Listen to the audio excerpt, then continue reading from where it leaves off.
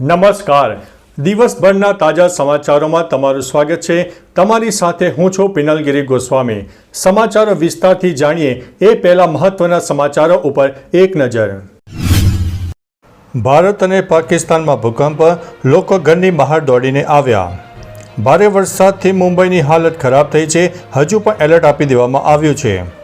બિહારમાં મતદાર યાદીમાં નામ દૂર થતાં આધાર કાર્ડથી દાવો કરી શકાશે. રાહુલ ગાંધીએ બીજેપી કાર્યકરોને આપી છે ફ્લાઇંગ કિસ. દ્વારકામાં 5 ઇંચ વરસાદ, દુકાનોમાં પાણી ઘૂસી જવા પામ્યા છે. દિલ્હીના મુખ્યમંત્રી રેખા ગુપ્તા ઉપર હુમલો થવા પામ્યો છે. 50થી વધુ સ્કૂલોને ઉડાડી દેવાની ધમકી મળી છે. વાત છે દિલ્હીની.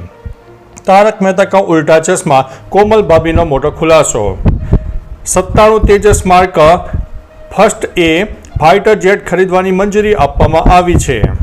ગુજરાતના માથે 5 સિસ્ટમ સક્રિય, હજુ પણ અનેક વિસ્તારમાં એલર્ટ આપી દેવામાં આવ્યું છે.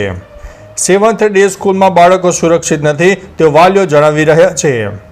વિદ્યાર્થીની હત્યા, વાલીઓએ સ્કૂલમાં તોડફોડ કરી છે. હવે મિત્રો સમાચારો વિસ્તારથી. અમદાવાદમાં ધોરણ 10ના વિદ્યાર્થીની હત્યા કર્યા બાદ મૃતકના પરિવારજનો અને સમાજના લોકોમાં ભારે આક્રોશ જોવા મળ્યો છે. તેઓએ 7 ડે સ્કૂલમાં ઘૂસીને પ્રિન્સિપાલ અને સ્ટાફને માર માર્યો અને શાળામાં તોડફોડ કરી. પરિવારજનોએ ન્યાય ન મળે ત્યાં સુધી વિદ્યાર્થીનો મૃતદેહ સ્વીકારવાનો ઇનકાર કર્યો હતો અને રસ્તા પર બેસીને આંદોલનની ચીમકી ઉચ્ચારી હતી. શાળાએ દાવો કર્યો છે કે ઘટના શાળાની બહાર બની હતી. મિત્રો, અન્ય મહત્વના સમાચારની વાત કરીએ તો 7th ડે સ્કૂલમાં બાળકો સુરક્ષિત નથી. અમદાવાદની 7th ડે સ્કૂલમાં વિદ્યાર્થી પર હુમલા બાદ તેનું સારવાર દરમિયાન મોત નીપજ્યું છે. હવે આ મામલે વાલીઓમાં રોષ ફેલાયો છે. સમગ્ર શાળામાં વાલીઓએ હલ્લાબોલ કર્યો. પોલીસ અને વાલીઓ વચ્ચે ઘર્ષણ થયું. વાલીઓએ શાળા સામે કાર્યવાહી કરવાની માંગ કરી છે. જોકે હવે સવાલો થાય છે કે આ શાળામાં તમારા બાળકો અભ્યાસ કરતા હોય તો કેટલા સુરક્ષિત છે? ભવિષ્યમાં બનાવ બને તો તેની જવાબદારી કોની? મિત્રો, અન્ય મહત્વના સમાચારની વાત કરીએ તો ગુજરાતના માથે એક સાથે 5 સિસ્ટમ સક્રિય થઈ છે. હજુ પણ અનેક વિસ્તારમાં એલર્ટ આપવામાં આવ્યું છે. હવામાન વિભાગે ગુજરાતમાં આગામી 2 દિવસ અતિ ભારે વરસાદની આગાહી વ્યક્ત કરી છે, જેના કારણે 5 વરસાદની સિસ્ટમ સક્રિય થઈ છે. અમરેલી અને ભાવનગરમાં રેડ એલર્ટ જારી કરવામાં આવ્યું છે, જ્યારે જૂનાગઢ, દ્વારકા, સુરત અને રાજકોટ સહિતના અનેક જિલ્લામાં ઓરેન્જ એલર્ટ અપાયું છે. માછીમારોને દરિયો ન ખેડવાની સૂચના આપવામાં આવી છે. એનડીઆરએફ અને એસડીઆરએફની કુલ 32 ટીમો તૈનાત કરી દેવામાં આવી છે. મિત્રો, અન્ય મહત્વના સમાચારની વાત કરીએ તો પીએમ મોદીના મેક ઇન ઇન્ડિયા અભિયાનને પ્રોત્સાહન આપવા માટે રક્ષા મંત્રાલયે ભારતીય વાયુસેના માટે 97 LCA તેજસ માર્ક 1A લડાકુ વિમાન ખરીદવાની મંજૂરી આપી છે. આ માટે 62,000 કરોડ રૂપિયાનું બજેટ ફાળવવામાં આવ્યું છે. આ પહેલા 83 વિમાન માટે પણ ઓર્ડર આપવામાં આવ્યો હતો. નવા નિર્ણયથી હિન્દુસ્તાન એરોનોટિક્સ લિમિટેડ માટે ઉત્પાદનનો માર્ગ ખુલ્યો છે. હવે વાયુસેનામાં કુલ 180 તેજસ માર્ક ફર્સ્ટ એ વિમાન જોવા મળશે.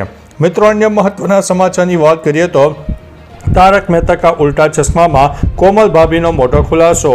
લોકપ્રિય શો તારક મહેતા કા ઉલ્ટા ચશ્મામાં મિસિસ કોમલ હાથીનું પાત્ર ભજવનાર અંબિકા રંજન કરે શો છોડ્યો હોવાના સમાચાર ફેલાયા હતા, કારણ કે છેલ્લા કેટલાક એપિસોડમાં તે જોવા નથી મળી રહ્યા.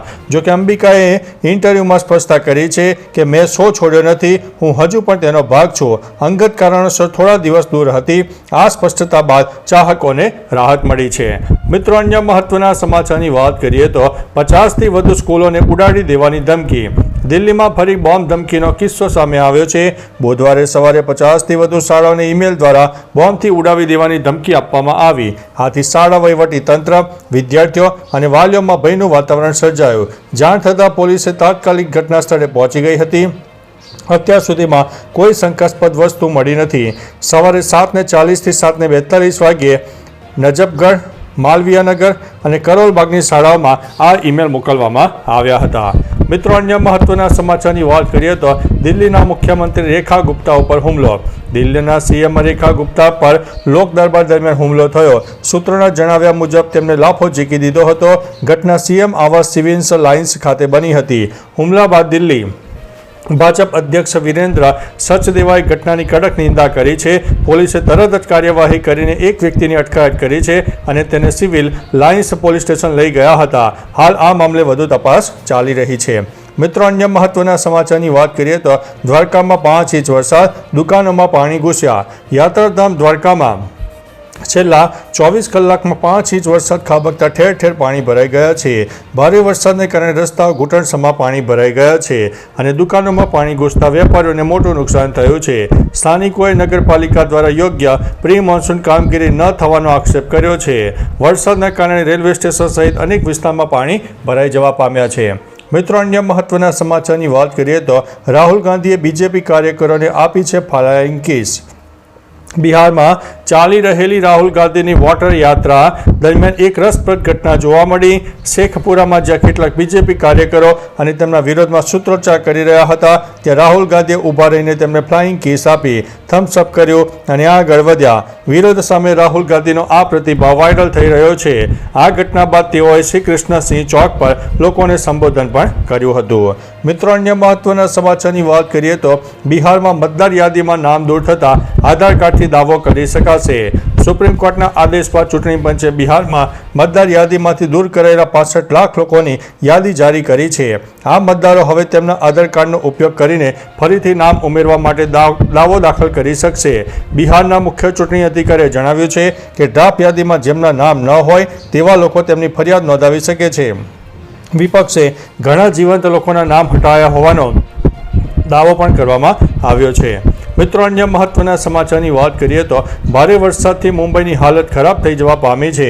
મુંબઈમાં હવામાન વિભાગે અતિ ભારે વરસાદનું રેડ એલર્ટ આપ્યું હતું. ભારે વરસાદથી મુંબઈમાં હાહાકાર મચી ગયો છે. ટ્રેનો અને ફ્લાઇટ થંભી ગઈ છે, જ્યારે રસ્તાઓ પર પાણી ભરાઈ જતા વાહન વ્યવહાર ખોરવાયો છે. BMCએ શહેરની તમામ શાળાઓ અને ઓફિસો બંધ રાખવાનો આદેશ આપ્યો છે. 60 કિલોમીટર પ્રતિ કલાકની ઝડપે પવન અને ઊંચા મોજા ઉછળવાની પણ શક્યતા છે.